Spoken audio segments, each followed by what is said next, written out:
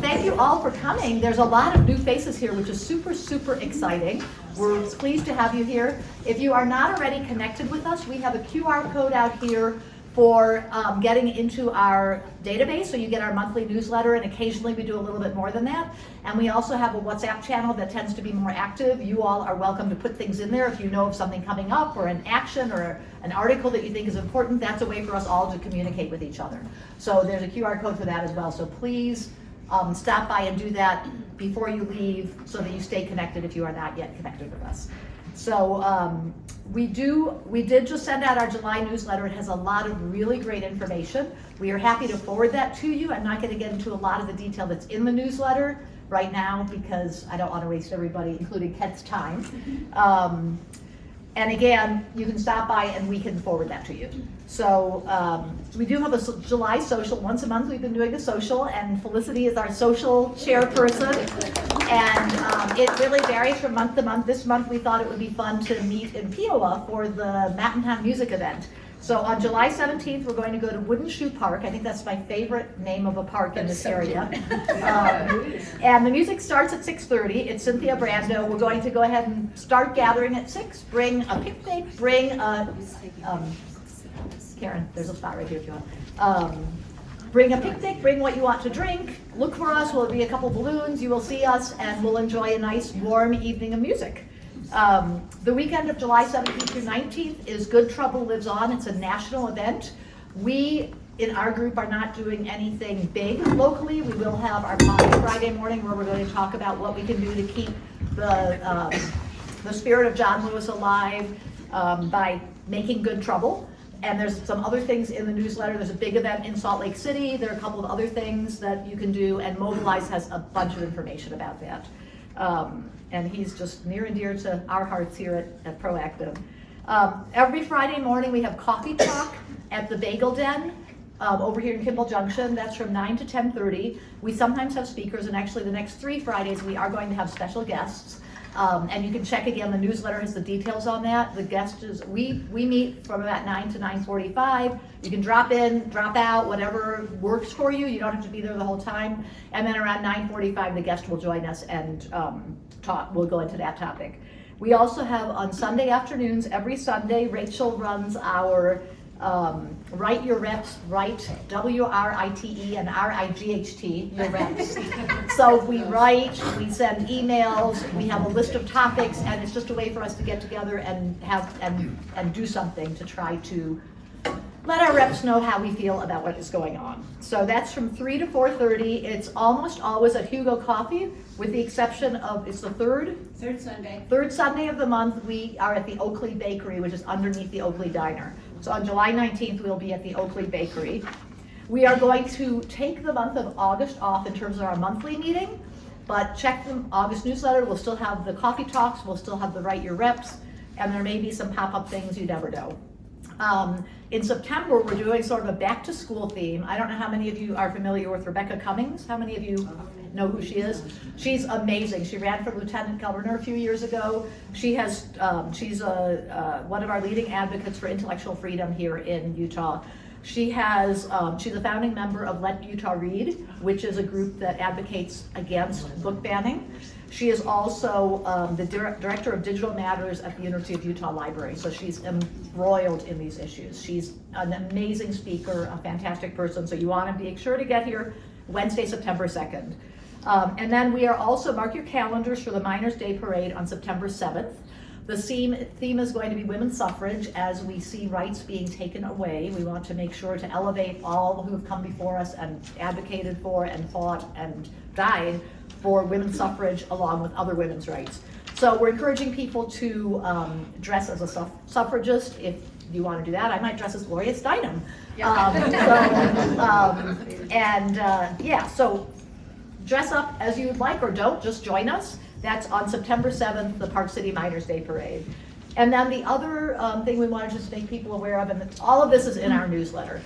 Better Boundaries, I'm sure many of us are familiar with them. They're the people who really push to have Prop 4 implemented. They are having their second annual fundraiser on September 30th. So we want to make sure to support them. They have filed a lot of lawsuits against the state and are just an amazing organization. I think that is it for now. We were gonna get an update from the League of Women Voters, but I don't see Monica here yet, so we might do that at the end. So again, thanks to all for coming. It's so exciting to see all the new faces, and Anne is going to introduce our speaker tonight, and Udell. Hi everybody, I'm Ann Kervin, and I'm one of the PALS leaders. And I'm super excited to introduce Dr. Kent Udell, and he's our congressional candidate for District 3. I'm in the wrong spot. Dr. Udell is a retired department chair and professor of mechanical engineering at the University of Utah, where he earned his PhD just a couple years ago. And he also taught at UC Berkeley for quite a few years before University of Utah brought him back to be the department chair. So throughout his career, he specialized in energy systems, stuff I know nothing about, so I'm gonna read it to make sure I say it maybe somewhat correctly. He, energy systems and thermal engineering, and he was a specialist and sort of brought ethics, engineering ethics to the forefront of engineering. And he also developed efficient thermal batteries. So he's actually a world-renowned thermodynamicist. Yeah. So whatever that means. He's collaborated with the EPA and other noteworthy national organizations in sustainable energy solutions. He's the recipient of multiple awards, and I'm rather thrilled with this one, including the Utah Governor's Award. Yay. We'll have time at the end for Q&A, and so now please help me welcome Dr. Kent Udell.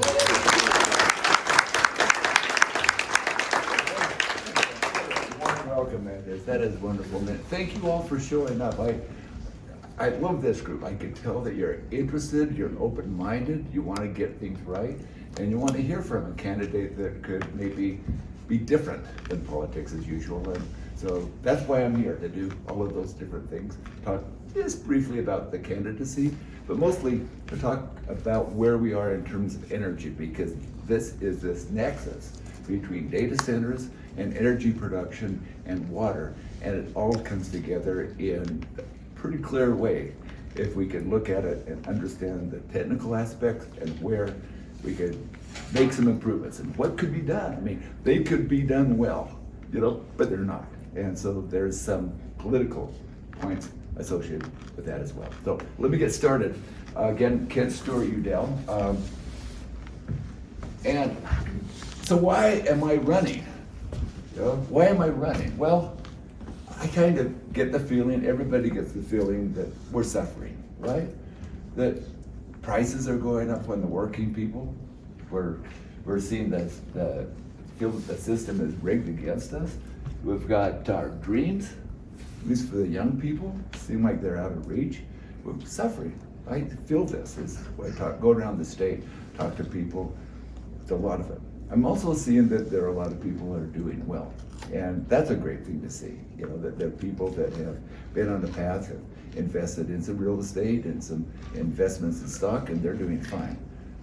But that's that part, and the rest seem to be hurting and falling farther behind. So I understand that we've got a large range of people that I'm talking to, and one of the things that I love about this district is it's so diverse. It's diverse from anything from being in Park City to being in Green River. Totally different communities, totally different than being in St. George. So the difference of opinions, the difference in feelings about politics are as diverse as the different country that we're seeing in District 3. It is huge. It's huge, 60% of the state, 19 different counties that I'm visiting, putting a lot of miles on the car, trying to cut down on my carbon footprint, and that's not doing a very good job of it. So, okay, the other thing is that I love this land. There's something about this land that resonates with me. That's why I came back. That's why I left California to come back here. It's bone deep. My ancestors came from here. This is my place. So people that live here are the people that I love. I thought about going and living in Albania. Oh, beautiful, 100% renewable energy. But I can't imagine going around the city and talking to a bunch of Albanians like I'm talking to you now. First of all, I don't know Albanian, right? So I lose that connection with the people, and that's what I realize I love about this place as well, as the people that live here. But I had some skills. I'll talk a little bit about those today, so I show a little bit of that. But I also have the heart and the wisdom that I think we need to get us back on track. And my patriotism is there. I look at where this country is, I look at where I am. I thought the most patriotic thing I can do at this point in my life is to step up and to run for office and to win it and to do the things that need to be done for this.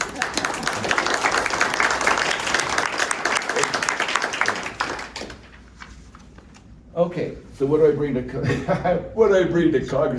A lot of things that are missing, right? Like a little bit of common sense, some technical competence, oh my, some wisdom, oh crazy, but I've been around for a while. And people that have been around for a while have had a lot of experiences, a lot of things that you've learned from because you've made a lot of mistakes, right? So the longer you live, the more mistakes you've made and the smarter you become. So I've been around for a while, I've had a little wisdom from that life. And I've also learned how it's best to get people to cooperate than to fight. There's a certain amount of statesmanship that has to come into that. And I realize that, I've seen that as I've interacted with controversial situations of how important that is to get people to cooperate. That's my experience, that's what I can bring. Also as an engineer and an engineering educator and a scientist, one of the things that engineers don't do, we don't lie. You know, that's kind of a no-no in my profession. And with that, I have always been just so solid to the truth. I'm very specific in the language I use because I want it to be the truth. I'm not one of those people that's just going to give you a bunch of BS and hyperbole. I'm going to be here to tell you the truth and be honest with you and be as factual and truthful as I possibly can at each point. Okay? So those are the things that I bring in, which is kind of rare in this political environment. Sometimes you think that people have to tell a lie to get elected. It used to be you tell a lie and you can't get elected. Now, so if you tell the truth, you're going to have a problem getting elected. I'm going to prove that wrong. Okay, I wanted to talk about data centers and sort of shift into kind of that techie thing, because a lot of people are worried and thinking and concerned about data centers. What do they mean? What are they going to be doing to our communities? Do we really need them? Do we really need AI? There's so much confusion, and a lot of that is coming because the information is not coordinated and not understood. Is it going to be a water problem or not? Is it going to be a CO2 problem or not? Like, it depends on how you design them. Okay, so that's what I wanted to talk about. What it is that goes into these facilities and what it is that it takes to design and operate them. And understand that when we talk about data centers, the data centers are the physical manifestation of your digital life. Okay, so your digital life is not independent of these things being built. So kind of make that connection and start thinking, maybe my digital life, maybe a curtail that if I can keep a data center or two from going on. But what are data centers? Well, data centers are buildings that are filled with computers and data storage equipment. One of the things I do know about computing equipment is they are obsolete in about 18 months. So whatever we are planning for right now in terms of that equipment is going to be obsolete before it's put in, which gives us an opportunity to put in other equipment that's maybe more energy efficient. Okay, so there's a pathway there. We don't have to jump into that too quickly. It's a huge electrical demand using the technology we have now. And it's just immense. We're talking about the data center in Box Elder as being like twice, 1.5 times the total energy demand of the state of Utah. And we demand a lot of energy in the state of Utah, so that's a huge thing. Very large electrical demand using the kind of technology we have. And all that electrical energy must be rejected as heat to the environment. They're just big toasters, right? They're just big toasters. Energy you put in electricity, it all comes out as heat.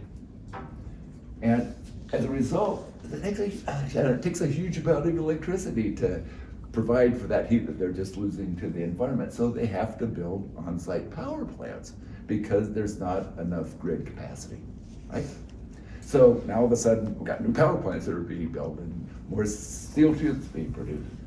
And these are being promoted by the tech industry, investors, and honestly, some self-dealing politicians. You know, they seem to have something in it for themselves, and they don't have it necessarily in for people in the state of Utah. So what this picture is, by the way, is this is a row of different pieces of equipment, and all of this piping, all of that piping in and out, that's just cooling water. That's all just to get that heat out of that. And all of that piping, and then all that goes to some outside heat exchanger, and you get rid of that heat to the environment.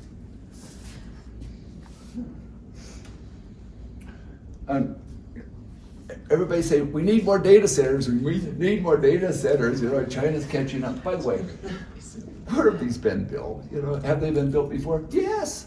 We've got a huge number, we've got 5,000 of them, almost 5,500 of them. In the United States, China, 449. Saying, oh, we've got to build more data centers because we've got to catch up with China. We are so far ahead of everybody. Like, what's going on here? Why do they keep telling us we need more data centers when we've got, and we're not talking about the capacity of each one. These might be 5,000 really tiny ones, and the ones from China might be huge, but it tells us that it's not that we're in lack of data centers in this country. Why do they say we need more?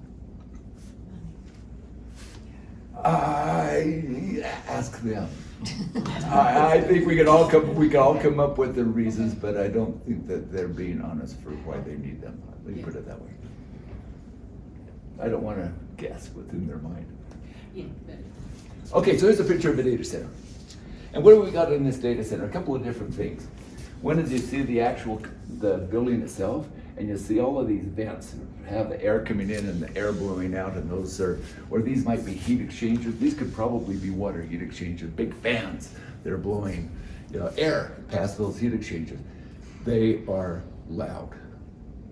One of the things about data centers, they are loud because those fans for cooling run 24/7, and they are loud. So could you do something about it? You probably could. You know, you could maybe half bury them and put berm walls around it so that sound doesn't get out. But they're not talking about any of those kinds of solutions to a problem that is going to be huge. The sound you hear from these things half a mile away ends up to be significant. Okay, so that's one part of it. The other part of it is over here. That part is the power plant.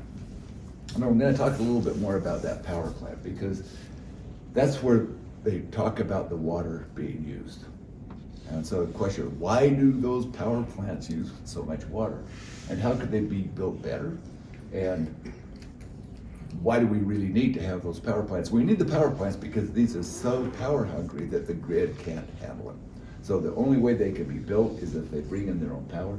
And this looks like a good one. In Texas, they're bringing in diesel generators to do it. Incredibly high pollution from them. Okay, so let's look at power production. I'm going to get a little bit nerdy here for a couple of slides. But this is an important thing to understand this piece because this is also common to everything you're looking at, from using natural gas to power a power plant, to geothermal, to nuclear, to anything. You know, this is the cycle that the entire system tends to run on. It's been around for a long time. It's called the Rankine cycle, from a very famous thermal scientist, Rankine. And so the idea is that what you're trying to do is to get this thing to produce power. That's the objective, to get that work coming out of this turbine. And the way they do that is they add heat into this top boiler. And so you've got water that's coming in that gets pumped to a high pressure. You add a lot of heat and it turns into high pressure steam. You blow that through the turbine and you get a huge amount of energy out.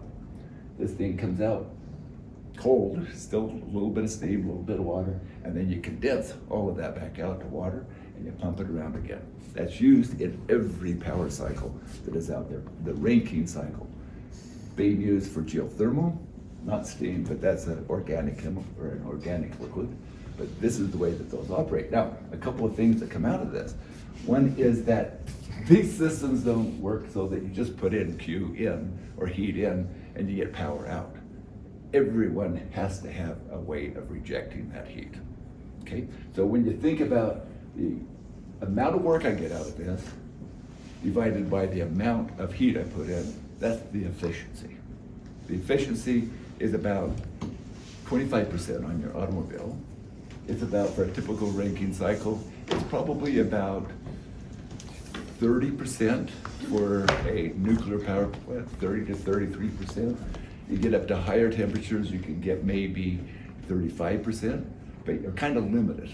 And you're limited by, you have to get rid of this heat, right? So every bit of power you produce, if you're producing at 50% efficiency, then to get 1 unit of work out, I have to burn 2 units of heat in here to get that out, okay? So just kind of get an idea that the efficiency ends up to be a big deal. You want it to be as efficient as possible, or for the amount of power you're putting out, you're just having to burn more fuel, okay?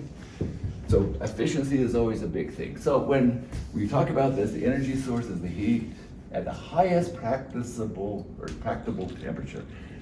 Carnot was another guy out there. Carnot cycle efficiency. The higher that high temperature and the lower that low temperature, the higher your efficiency.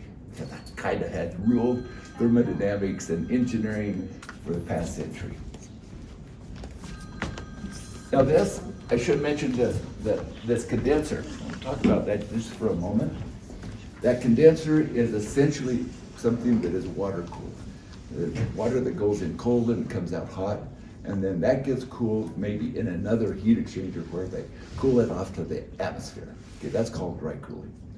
The other way of doing it is having that water go through a wet cooling system, but it gives you the same thing. You have cold water coming in, hot water coming out. And it's just what you're gonna be doing with that heat between those 2 points. Okay, kind of understand this? Make some sense? Got kind of a low pressure, high pressure, a lot of work coming out, not work into the pump, not much, and all we're doing is just getting the pressure high so that can really give some oomph to that turbine. Now, this isn't the only way to do it, and you start hearing out there, and this is probably the best available technology, and it's called a combined cycle. And I'll be very quick with this one. Instead of just adding that heat directly on the top end of this Rankine cycle down here, they put like a jet engine on the top, right? Because this gets really high temperatures. They put a compressor, put in the fuel here, and start the thing combusting, and then that comes through here at a very high temperature and pressure, and bam, it spins that turbine. Part of that goes back to the compressor. That's a jet engine, by the way. Instead of a jet engine, instead of it coming out here with heat, that heat is all in kinetic energy to the back end of it, right? So it's almost like to put a jet engine, the power of a jet engine, on the top of this other Rankine cycle down here, and this kicks it up. This gets us efficiencies over 50%. So when they start talking efficiency, combined cycle, keep in mind, oh, that's the good stuff. That's the good stuff. Because in that case, for the amount of power that data center is using, it's going to use less fuel. Less fuel is a big deal. Yes? Is it gonna be noisier though? Because of that jet engine at the top? It's not that noisy, no. No, not much noisier than the No, it others. isn't. And I should mention that at both the University of Utah and Berkeley, they took this part of it, and took this outlet through the heat exchanger, and they use that to provide heat for the heating throughout campus. They don't produce power, but they just provide the heating through campus. But what they did, they took advantage of that high temperature to be able to produce power. So from here, that power that's produced, 100% of that fuel goes into power, and then the bottom just goes back to heat. So that's a great idea also. Yes? Yes, I was thinking about that, so you're saying that when they're getting rid of ejecting the heat, most commonly they're sending it out to the air. And It's always, yes, that is always to the air. Yeah, Never- that's never always to like the to- environment, yeah. We're trying to get that. ground, you know. It could go to the ground, it could go to the ocean, it could go to a river, or it could go to evaporation of water. Yes, you're just trying to get that into the environment. That's the Yeah. coldest temperature Yeah, but I think available. to walk to a lake, to a river, to the air is pretty detrimental. I don't know about maybe going into the ground and maybe heating some other buildings, Yeah, maybe. yeah, you could use it for heating buildings. That is, and in fact, there is a combined cycle plant in Mona, Utah. It's the Current Creek plant. It is a combined cycle with dry cooling. They use part of that heat to heat greenhouses next door where they're growing tomatoes. Okay? So there are things that you could be doing with that. If you're gonna build one, you can start thinking of how do you use that heat more effectively. Okay, so I just wanted to put that out there because, you know, this is the good stuff, and when people are talking about a good power plant, the bad ones are gonna be the diesel. The good ones are gonna be these, right? But it still burns gas. It has to burn gas. It can't burn coal, it has to burn gas. Okay, so do they need water? Now they said, what do these look like? We've got to get rid of that heat. Do they need water? Well, and it depends on the cooling method. I mentioned dry cooling. Plant down in Mona does dry cooling. Noisy, because they have big fans to blow air through those heat exchangers. Or you could use wet or evaporative cooling. And we know a little bit about evaporative cooling. You know, here in Utah we do swamp coolers, right? Who has a swamp cooler? Or has had one when they're growing up? Yeah, swamp coolers, that's evaporative cooling, right? And they take advantage of that. So instead of that outside temperature maybe being at 105 degrees, they can maybe have that outside temperature effectively being like 70 degrees or 85. That makes a huge difference on the efficiency, okay? So this is more efficient, but it uses water. Went through the calculation on that. I looked at the difference of power plant efficiency, just a typical value. It ends up to be about 6.4% higher if you're using wet cooling. That's significant. And I do the calculation of what does that mean in terms of per gallon of water. Yeah, look at the next slide, maybe. No, I didn't. But per gallon of water, that ends up being something in the range of 14 cents a profit they get for each gallon of water that they evaporate. Okay, that's pretty cheap. I mean, that's a lot of money for cheap water, right? So there's the driving force behind that. You know, they want water because it's worth 14 cents a gallon to them. And if they can get it at a penny a gallon, bingo, I've got a profit. Okay, and this is what happens, just a quick schematic. You've got essentially the water that comes in, the hot water that comes from that heat exchanger gets sprayed down into this air. The air gets pulled in and it comes up through that, and then by the time that water gets down to the bottom, it's cooled off, and then that cooled water comes out, and that's what goes to that heat exchanger. So this is the point, getting that temperature as low as possible. Cooling towers do that for you. And this is what you'd see with dry cooling again. Spins, you bring in air, goes through those heat exchangers for the condenser, and then you've got all of those fans sitting on top. And again, those are noisy. Okay, so either water or noise. Okay, so, I mean, these are just like your radiator in a car, really. You know, you just got water that's going through, and you're just having air that's going through and condensing it. Actually, more like the condenser on your air conditioner. Oops, okay. What's going on here? Backwards. I don't know. Direction. Pushing the wrong button. Okay, there we go. All right. Just another quick calculation. Oh, yes, please. Did you do the math on closed loop system versus an open loop system for heat exchangers? Yes, well, an open loop system you would not want to do for the data center. Right. You can do the open loop system if you're near a lake. They use ocean water for the nuclear power plants, say near San Luis Obispo, because there's huge ocean and it's cold, right? So that gives it the coldest temperature. We have nothing like that in Utah. Yeah, nothing. No, there's no lake, there's no river. And But what about if they, if whoever's proposing the construction, if they say, oh, we want to use open loop using groundwater for heat exchanging? then what do you just using up all the groundwater? Okay. Then what you gotta do with the groundwater? Right. Oh, well, yeah, I'm just saying. Yeah, Is yeah. that, these are things that we should be looking for when data centers are Yes, proposed? and I like your thinking, it's like, well, what are the different options, how can we get rid of that heat? this is the one that I realized, kind of an interesting calculation I did just today. Power plants are not the only way to provide electricity. The calculation, if I took 10,000 acres, keep in mind the Shadows project was looking at 40,000 acres, right? If I took 10,000 acres, covered those with solar panels, PV solar panels at 20% efficiency, you would get enough energy to generate 8.1 gigawatts. They're looking at that as being 9 gigawatts, using all of that natural gas, burning it and turning it into carbon dioxide, right? For that area out there, if you covered it with solar panels, you could get the same power output. Now, what's interesting about that, if you think about a solar panel, here's the sunshine coming in, right? Hits those solar panels, it's gonna do one or two things. It's gonna reflect it, or it's gonna absorb that and turn it into electricity.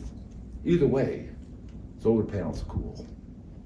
And if you say 20% of that energy comes in and gets absorbed and turned into electricity versus turning into heat, then I take that 20% of energy and put it into something that's producing heat. The end result is zero, net zero. Because the cooling you're doing from the solar panels equals the heating that you get from the data center, okay? So you could do this.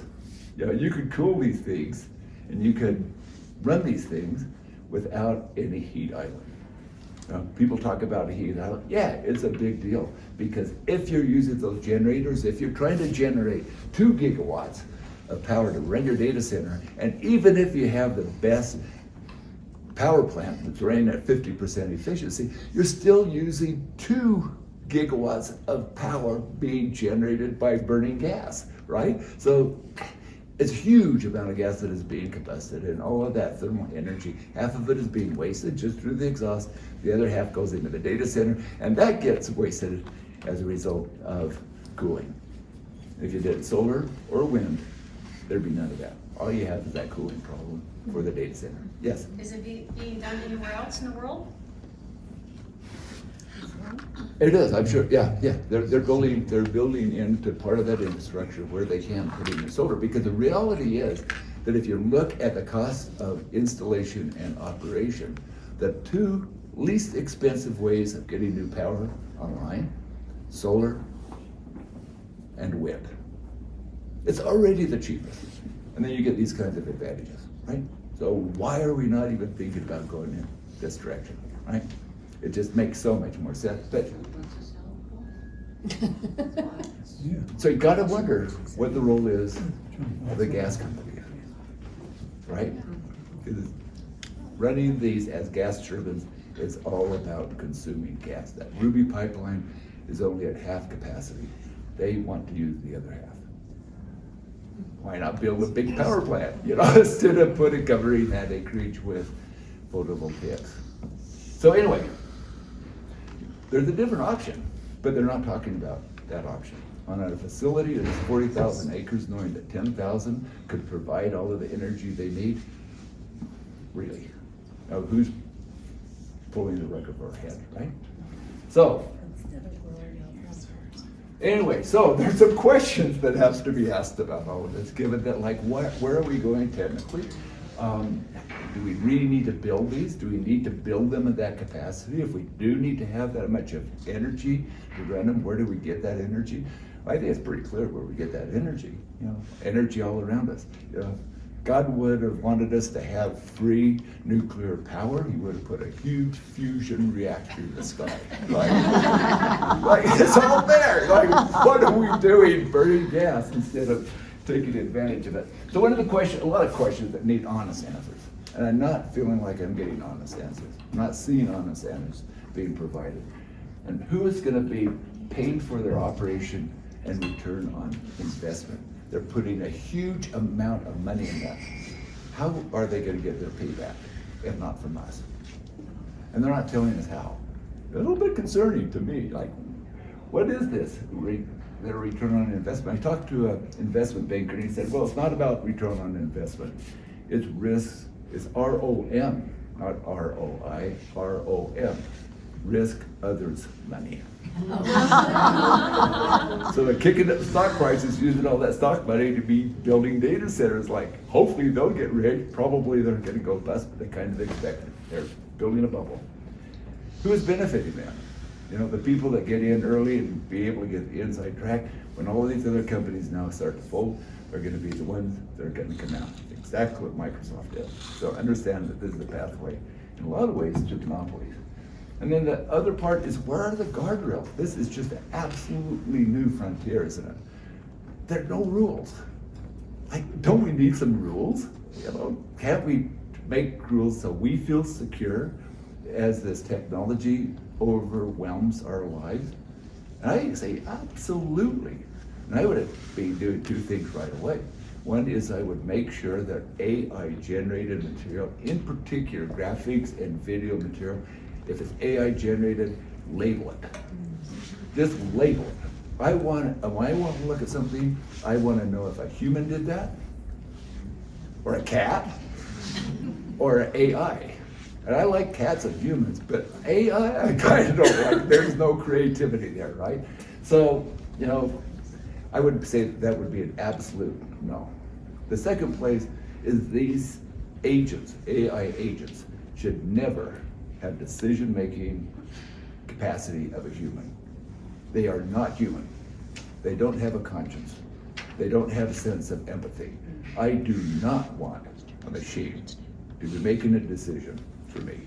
I want a human to be making those decisions, right?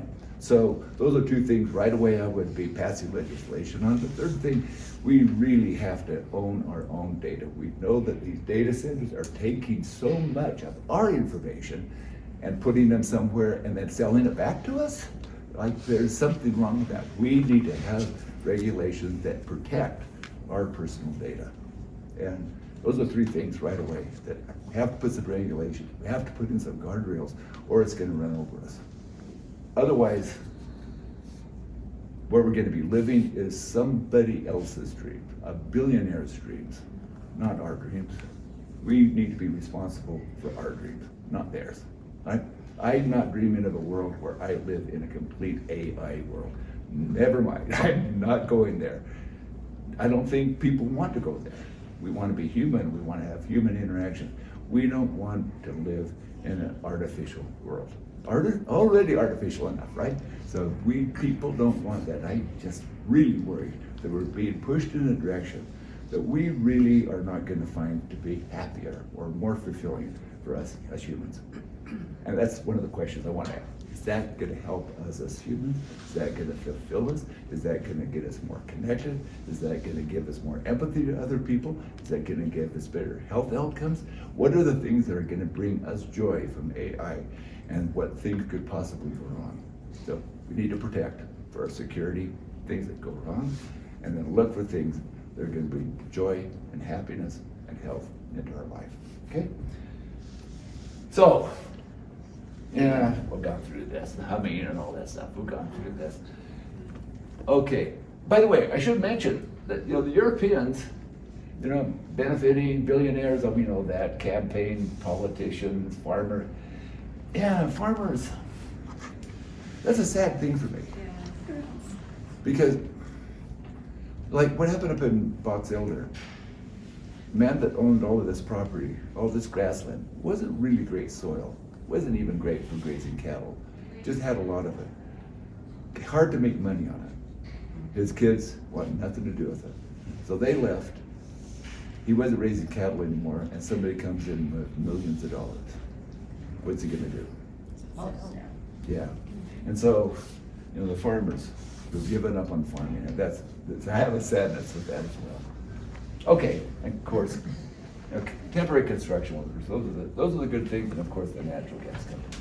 So, let me say a couple of things about the European guidelines, because Europe has already set those guidelines, right? And we haven't done anything. We're trying to do maybe a little bit in the state. On a national level, we're doing nothing. They provide a sustainability framework. Comes in kind of EU, just pull it into national planning, to think ahead, you know, to get some engineers and some environmental engineers and some people that look, and health engineers. That's one thing I didn't mention. Look at a study a couple of different data centers in Michigan. They accounted for a cost of $66 million in healthcare costs because of the NOx, the NOx that are being produced from these power plants. It is not free. What are Those NOx? pollutants hurt us. What are NOx? Was that? What are NOx? Oh, nitrogen oxides. There's like Okay. NO and NO2. You know, and those are classified as PM 2.5. They're horrible pollutants. Air pollutants. They're pollutants, yeah. And they're regulated under PM 2.5. And what's happening? They're throwing PM 2.5 regulations out the window. Now they're trying to come in, the politicians, getting these data centers built, building these power plants without environmental review and without regulatory compliance. That's what's happening. That's why they say, oh, Utah's a great place for data centers. Why? Because the politicians roll over and let them come in and do it without regulations. Okay, so a lot of things. The future developers need to pay for grid and infrastructure upgrades, not taxpayers. They just don't want the taxpayers to be paying for this. Conduct environmental reviews of these hyperscale projects, preserve local control and meaningful public input, protect farmland, sensitive habitats, water scarce regions from inappropriate development. Why can't we do that here, right? Seems pretty smart. Tax incentives to No-brainer.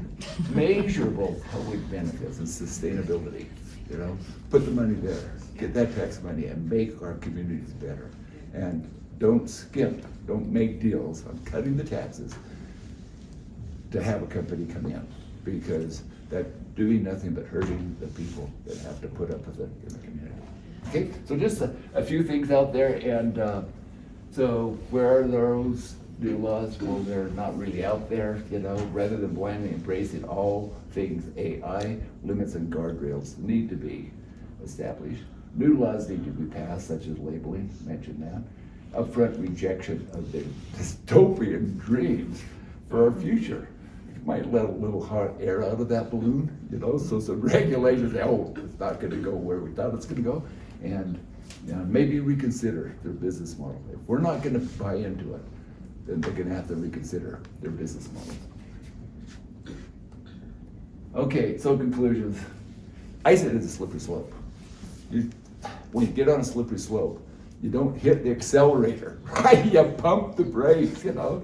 So it's a slippery slope with no guarantees that they will make our lives appreciably better.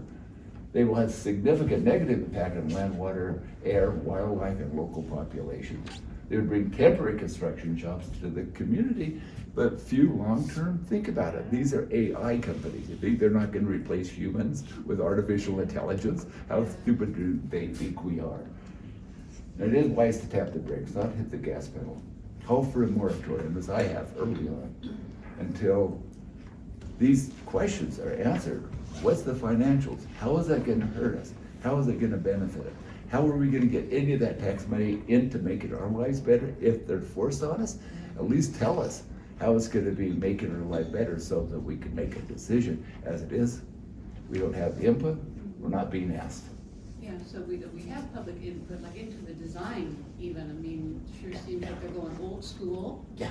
for the design of the power generation and use in the data center itself.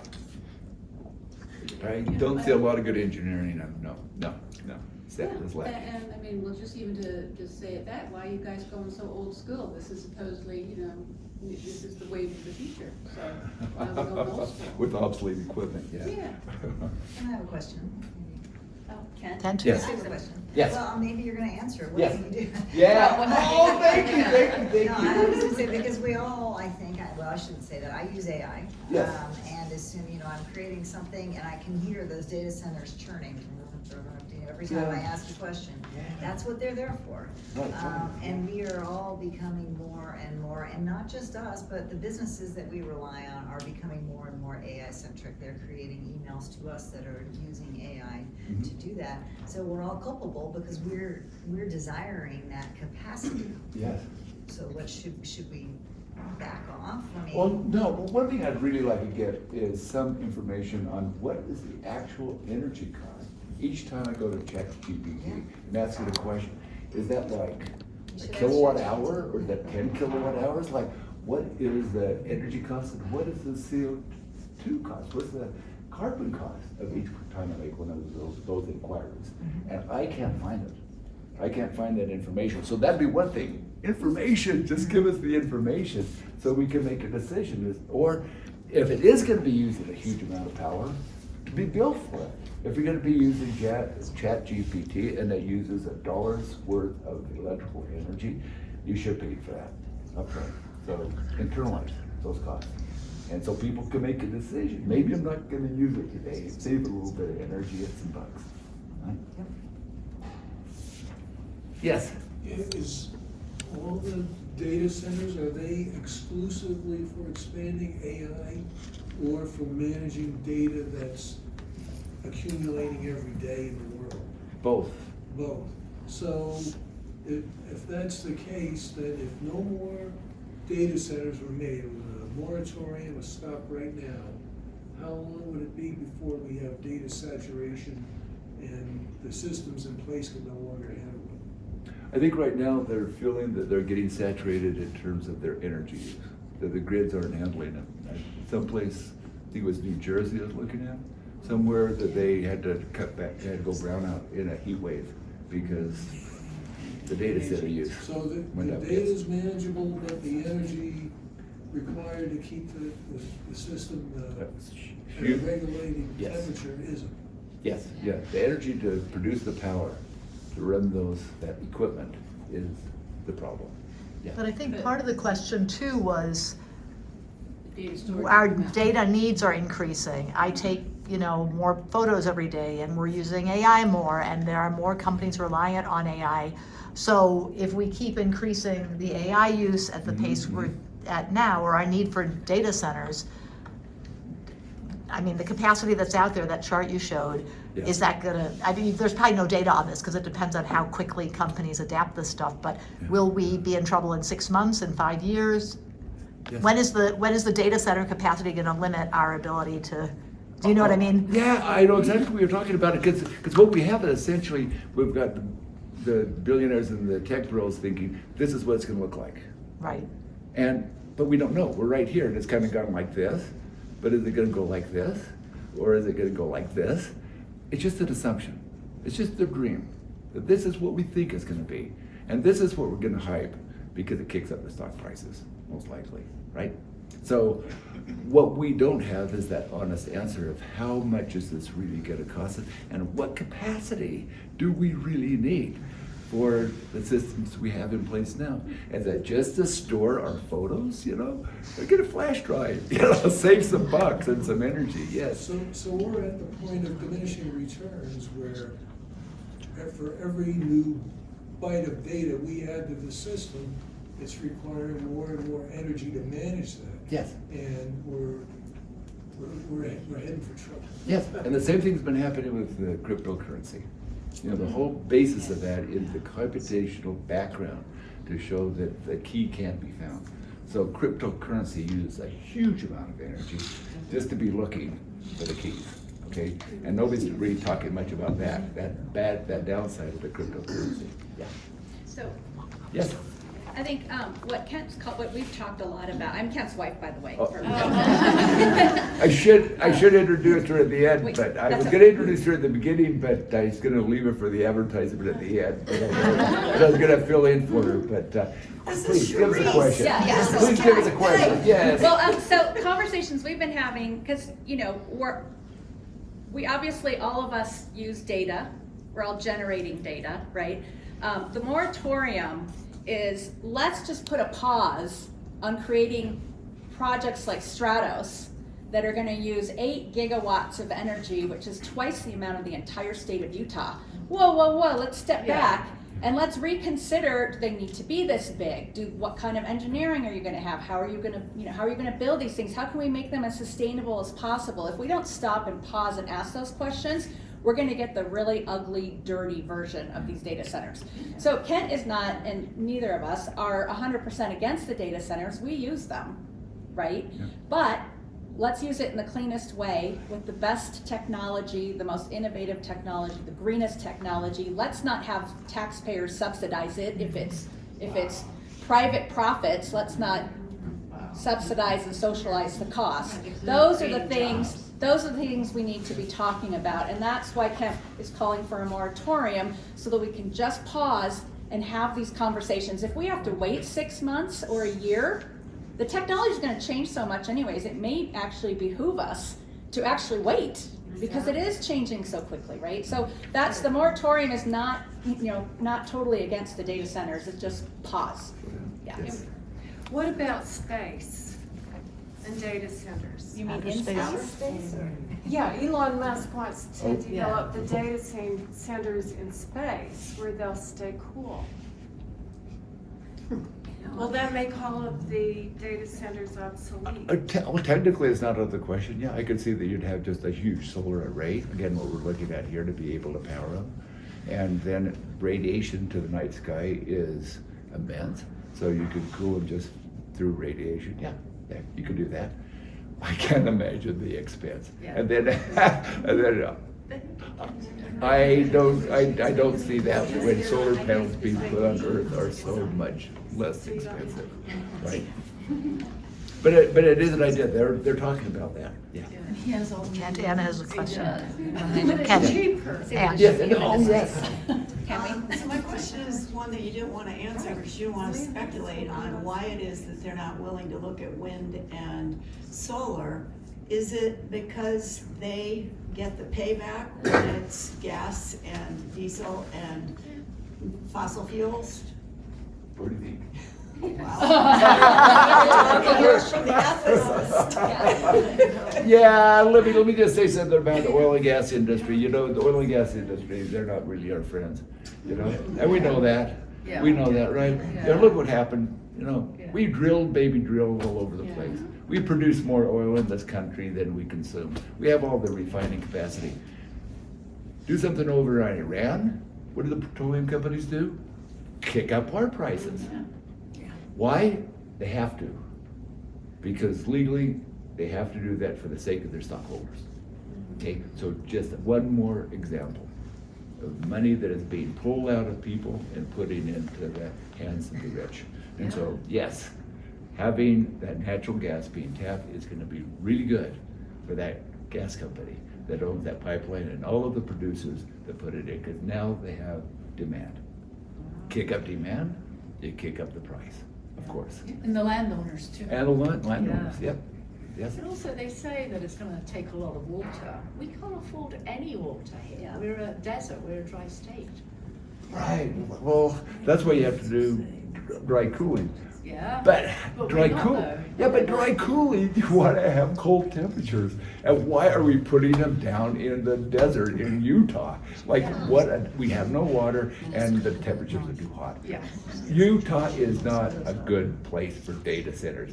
Understand that, Do you think they will get built? right? What's that? Do you think they actually will get built?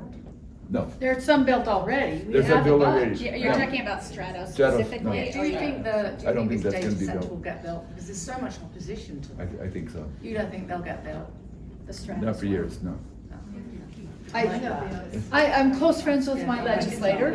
I talk to him regularly. I said, it's on hold, right? That's what I thought the governor said. And it's on hold while they do this. And he says, nah, that's not true. It's going ahead. Well, they're trying to. And he's they're just trying to find wiggle room. he says it's going forward no matter what. That's his opinion as a legislator in the state of Utah. Which legislator is this? Ray Ward. And he's been a moderate, but he knows what's going on. He says that's a ruse. They're not really halting it. They're just saying the words that sound good, but it's moving. Yeah, I'm very careful when somebody tells me they know what the future is gonna bring. Yeah, when somebody tells me something's gonna happen tomorrow, if it's a weather report, it might be pretty good with that, But I'm an engineering modeler, and I know how difficult it is to be modeling, to be accurate in your prediction. So when somebody is absolutely certain that something's No, gonna happen. he was just giving me he the just lay of said, the land, yeah. as So I far just- as he knows. Yeah, and well, I'm always very careful when somebody says, this is what's gonna happen. I thought, I'm not sure I'm gonna believe that right away. But is it gonna be built? I think it's gonna be such a problem for whoever builds that at this point, that it is probably gonna be abandoned, because it just is not really gonna make that much sense. There's just too much opposition, the lawsuits and the protest. I think that the people standing up against it are, and I think are gonna hold to what's way on there. Yes? Nuclear energy, is that the future? No? It isn't? No. Well, Okay. the Interesting. two things, it's like twice as expensive as solar or wind, and it uses water. More water than. More takes water. a lot of time. Yeah, nuclear power, it can't operate at high temperatures. I showed you that combined cycle. Why that works is you get really hot combustion gases. You get high temperatures, high efficiency. You can't run a nuclear reactor hot, or things start to melt. It's a safety issue, right? So the temperatures are low, the efficiencies are low. They're gonna use a lot of water. Why in Wyoming do they have so much nuclear? They're only putting in one, as far as I can tell, it's the one that is being put in, it's being funded by, Bill Gates? Bill Gates, yeah. And I should mention, everybody's talking about small nuclear reactors, this new generation. There has not been one built yet. They have them up, and maybe they've gone critical and can run. They're not producing power. We have never built one of these small nuclear reactors that has produced power, so we have any idea if they have any economic benefit. Okay, start there. They've never been built, so everything that people are telling you is all hype. There's no data to back it up. Okay, so I just start there. The second thing, the reactors that are out there are so expensive, and they take huge amount of government subsidies. And one of the interesting things that I do like about these smaller reactors, you know what they're powering them with? They're taking nuclear grade enriched uranium, downgrading it down to 20%, and then using this huge stockpile of U-235 in this country that was meant to be making weapons, and they're gonna be turning that into energy. I like that. I like that. But you also understand, well, these companies, if they make a profit, it is because the government is providing all of their fuel and taking care of their waste. So totally subsidized by the government. The taxpayers are gonna be subsidizing it right there. Now, I'd say, well, we've already put in that money to get that U-235 enriched. Let's just use it, you know? So there is that argument as well. But I see that as really the big argument for nuclear power in my mind, just to get rid of that stuff. Yeah. So we have one more question, Yes. and then we're gonna. Okay, and nuclear power takes a lot of time to get the permit too. Yes. Versus you could build a solar farm within 2 years. You can build 10 solar farms in the amount of time it takes to do that, Nuclear is yes. 10 plus years to get you the permit. Yeah. And if you just look at the jobs too, if you look at the jobs that go in that direction versus solar, with so many more jobs in putting in solar and maintaining it and wind than there is in running a nuclear power plant, yes. So my question is, I'm very excited, a little bit nervous, going to DC in 3 weeks with Citizens Climate Lobby. Yeah. So, to lobby for our environment. Yes. And what would your message be to me to speak to these conservative politicians nationwide? Not just, build green for AI facilities, but going deeper than that. What's gonna get their attention, knowing that fiscal is often a big part of it? What would be the messaging? I know exactly the message you want to hear. And that is, we need to put a carbon fee and return all that money equally to all American citizens. If we did that, it would change everything. It internalizes the cost of the CO2. It's what Citizens Climate Lobby wants to do, right? Well, it's one of the things. But here's the deal. I'm an energy engineer. I know what that bullseye is. That bullseye is you charge the amount for ton of carbon dioxide equal to the amount of energy it released as heat. You charge it according to the energy. What that will do now is force the energy engineers to look for other ways of getting the heat besides burning carbon. And it's that simple. It will be that simple. And there's no government regulations. It puts money in the hands of people to be making the decisions for yourself what to do about it. If you can save a little bit of money, you can take this amount of coming in. And by the way, the amount that would be coming in would be about $1,100 per person per year. Yeah, there's enough money you can take out a loan and put on solar panels on your house, or be able to pay loan on an electric car. Get people the capacity to do what they need to be doing individually, or give people the amount of money that they need to be paying for their increased insurance rates, because we are all paying the price of increasing temperatures. Now, here's the kicker. When you look carefully at it, half of the CO2 that is produced in this country is being produced by about the top 10% of income earners. So if you did that, carbon tax, return that equally to everybody, 90% of the people would get a net benefit. As we should, because we're paying for it. And we're not the ones that are putting out the most of it, right? We're putting out our share. We can deal with that, we'll pay for that, but we would get a net benefit. So this is one of the really interesting ways that I look at as transferring money from the people that are wasting it, ultra wealthy, back to the people that are struggling. Okay, so that's what I would be doing. And that's one of the things that Ken, wasn't it CCL, $64 a ton? $68. $68. $68 a ton to end up increasing your gasoline price by about 68 cents. All right, so I just want to wrap this up because we do have a little bit of time after for you guys to talk to him directly, and we're going to get some snacks and drinks because technically we're done at 7:30. So we just want to say thank you so much, Kent, for coming and being with us. We do have one announcement from the League of Women Voters. Do you have a minute you want to? Yes, I would love Monica? And then we'll get to the social. Thank you. League of Women Voters, thanks again so much to PALS for hosting us here at your meeting tonight. We've got a lot of stuff going on. It's having you absorb our meetings has really allowed us to become a lot more nimble and revitalized us. We are transitioning from a unit to a league at large, and so we are going through the steps to do that.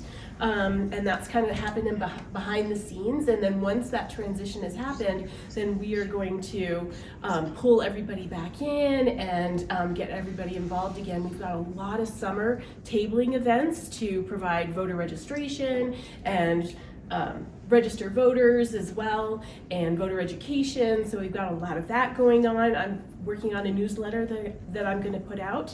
We've got some stuff going on in the fall. We're doing a voter registration campaign in the high school, and we are collaborating with PALS to do a float for the Miners' Day Parade. Hopefully that works out, and a candidate forum. So a lot of stuff coming up. We're doing a voter education campaign through the League's Vote 411, which is where we ask candidates questions, kind of questions that we have created and provided to them, and then we publish their responses, so then we're able to, as voters, look at their responses and make decisions wisely about who we vote for. So a lot of stuff going on, and it's very exciting.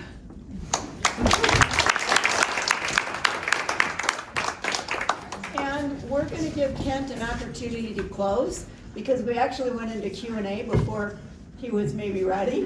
That's true. Go ahead and do your close, and please introduce your lovely wife. Okay, all right, great. And actually, I'm going to introduce my lovely wife to do the close for me, because these are some ideas that we've been working on together, and I love her voice. She has a much better voice, and you're probably tired of hearing from me. Is that okay? Go for it. Okay. Okay. You were, okay, that's fine. Come on up, Sheree. Okay. The last. Okay, so Some of you may know me from Utah Moms for Clean Air. I don't know if you've heard of that organization. So I'm the founder of that. So I have a little bit of history in doing activism and getting politicians to listen to us. And also hopefully we'll have one right here at home. So what you can do on the data centers right now, contact your legislators. It can be at the city, county, and state level, also at the national level. A lot of times, you feel like you're just banging your head on the wall, but you can do it anyways. And, if they get enough, as you saw, Stuart Adams just lost his position, right? When united we stand, divided we fall. If enough people stand up to an issue, as we just saw with Box Elder, the politicians listen. They do eventually listen. So please demand a temporary moratorium. Again, we're not asking for no data centers. That's, with where the world is going right now, that's probably unrealistic, but we can build them better. So ask for that. Join local efforts, including Erin Brockovich's Data Center Accountability Campaign, which is amazing. She's mapping out all the data centers that are proposed, so you can look at her map and see what's proposed in your area. Generally, they're not proposed in wealthy areas like Park City. They usually go to poor rural areas where they force those communities to make a deal with the devil, right? Because they need jobs and tax revenue and all these things. But the irony is those communities end up subsidizing the profits of these private companies. But in Park City, people are going to say, no, we don't want a nuclear plant. We don't want a data center. So it's in the rural areas that are very vulnerable. But you can join her efforts, and then also the 9 Mile Canyon and the Box Elder, they both have Facebook pages going. They're trying to raise money for attorney fees. You can join those groups as well locally. Write letters to your editor. Just get the conversation going in your local newspapers, also the Salt Lake Tribune and the Deseret News. That's also just gets the conversation going. The more people are talking about it, the better. Attend city council and county commission meetings. Ask leaders for transparency on energy and water consumption, tax incentives. The one thing that drives me crazy is, why are we subsidizing billionaires? Why are plumbers, teachers, farmers subsidizing billionaires and their big data center projects? And ask about the noise and pollution risks, and then demand answers on what type of data is being processed, for what purpose, for whom and why. And our legislators can't answer that question because no one seems to know. But one of the big things that's going on is they're developing a surveillance state with the flock cameras and with what happened with Doge and all of our data that was collected. They're consolidating files on every single one of us, which is one of the reasons why they need these big mega data centers. So these are not in our advantage. These are in the advantages of the billionaires, as Kent said, that have their dreams that I think most of us would consider to be pretty dystopian. And they need these data centers to process and hold all that data on us. So I also want to just make a point. I don't want people to feel data shamed. When I was doing Utah Moms for Clean Air work, I didn't want people to feel pollution shamed.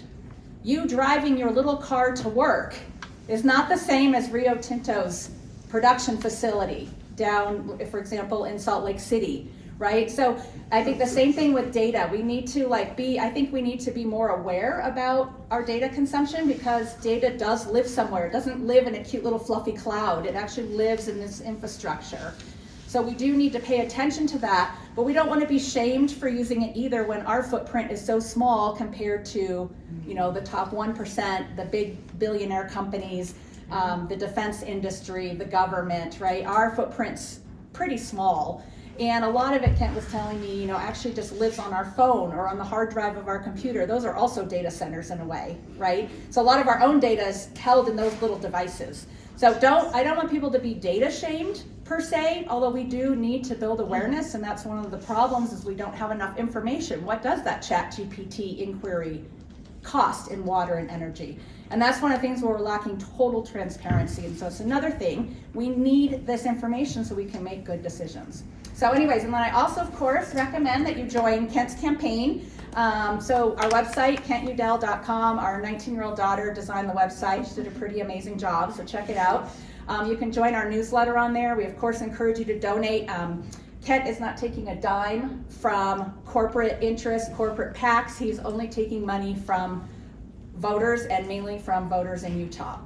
So, I don't think to do that. Larry wants to give me any money. So we need donations. We really need donations. Celeste, his opponent, is taking hundreds of thousands of dollars from dirty interests, and she's going to be beholden to those interests. She's taking money from the AI industry, the data center industry, from oil, gas, mining, and a number of others. Kent's not taking any money from any of those corporations And or just to their be PACs. clear, that's Celeste. Oh yeah, not this Celeste Malloy. So she's raised about $1 million, and we've only raised about 45,000. So we encourage donation as well. Yeah. You're in the way with these people Of their and the food. wine that is on. Okay, yeah. So, thank you all for Yeah. showing up.